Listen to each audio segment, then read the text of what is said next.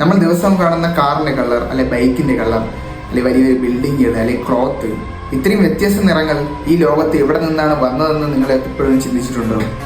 ഇന്ന് നമ്മൾ കാണുന്ന ഓരോ നിറത്തിനും ഒരു തുടക്കമുണ്ട്. ഹലോ ഗൈസ്, വെൽക്കം ടു സ്പ്രൈമർ. അതെ, ഈ ലോകത്തുള്ള എല്ലാ കളറുകളുടെയും തുടക്കം വെറും 7 കളറിൽ നിന്നാണ്. യെസ്, ബിഞ്ചുകൾ. Violet, indigo, blue, green, yellow, orange, red.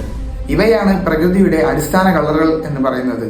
നമ്മുടെ മുന്നേ സ്കൂളിലൊക്കെ നമ്മൾ പഠിച്ചിട്ടുണ്ട്. അതായത് ഇപ്പൊ നമ്മൾ റെയിൻബോവിനെ പറ്റിയും പഠിച്ചിട്ടുണ്ട്. സൂര്യപ്രകാശം ഒരു പ്രസത്തിലൂടെ കടന്നു പോകുമ്പോൾ ആദ്യം കാണുന്ന 7 കളർ റെയിൻബോ കളറുകൾ, അതും ഇത് 7 കളറുകളാണ്.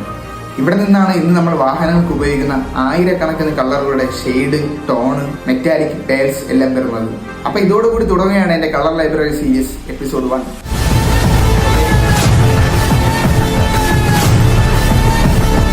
ഇത് എപ്പോൾ തീരുമെന്നോ അല്ലെങ്കിൽ എന്ന് തീരുമെന്നോ എന്നോ ഒരിക്കലും പറയാൻ പറ്റില്ല.